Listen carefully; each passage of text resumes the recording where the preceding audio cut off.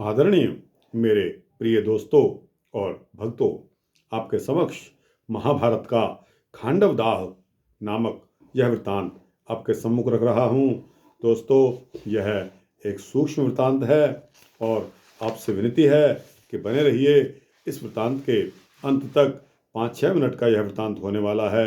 अतः आपसे दोबारा यही अनुनय विनय है कि इस वृत्तांत को अवश्य सुनिए। दोस्तों, युधिष्ठिर जब धर्मपूर्वक इंद्रप्रस्थ में राज्य करने लगे, इसी अवसर में उष्णकाल आया और उष्णकाल आया जानकर अर्जुन और श्री कृष्ण मित्रों को साथ लेकर यमुना के तट पर जल विहार के लिए चले गए। कृष्णा और सुभद्रा भी उनके साथ गईं। वहां उनके सुखपूर्वक बैठने पर एक तेजस्वी ब्राह्मण उनके पास आकर बोला कि मुझे अन्न दीजिए, मेरा नाम अग्नि है। इंद्र खांडव वन की सदा रक्षा करते हैं। वहाँ उनका मित्र तक्षक नाग रहता है। मैं उसे जलाना चाहता हूँ। यही मेरा अन्न है। तुम इंद्र की वृष्टि से मुझे बचा लेना। अर्जुन ने कहा कि मेरे पास दिव्य अस्त्र तो हैं, किंतु धनुष नहीं है, और कृष्ण के पास भी उनके बल के अनुरूप आयुध का अभाव है। हे अग्निदेव, ये आयुध आप हमें दे दीजिए। तब अग्नि ने वरुण को ध्यान किया और उससे अर्जुन के लिए गांडीव और कृष्ण के लिए चक्र प्राप्त किया। उन्हें प्राप्त करके अर्जुन और कृष्ण खांडव वन में पहुंचे और उनके दाह में अग्नि की सहायता की। जब वन में चारों ओर अग्नि छा गई, तब अनेक नाग उसमें से निकलकर भागे। तक्षक उस समय कुरुक्षेत्र गया हुआ था, वहां नहीं था।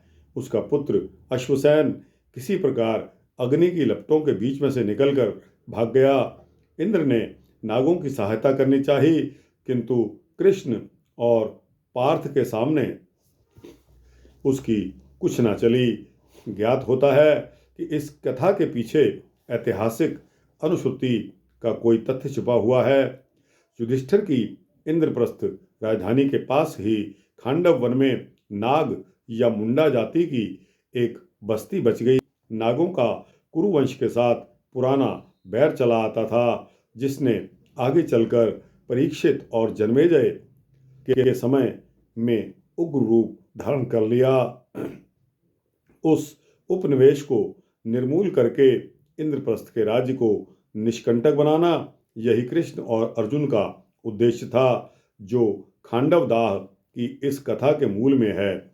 उसी खांडव वन में तक्षक के घर में मय असुर भी छिपा हुआ था। इस विपत्ति के समय अपने प्राण बचाने के लिए वह तो अर्जुन की शरण में आ गया और अर्जुन ने उसे अभय दान दिया। इस प्रकार पुरुवंश और असुर वंश में मेल हो गया। कुछ समय के लिए नाग भी हत तेज हो गए। यह देखकर नाग और असुरों के पक्षपाती इंद्र ने कृष्ण और अर्जुन के पास जाकर संधि कर ली।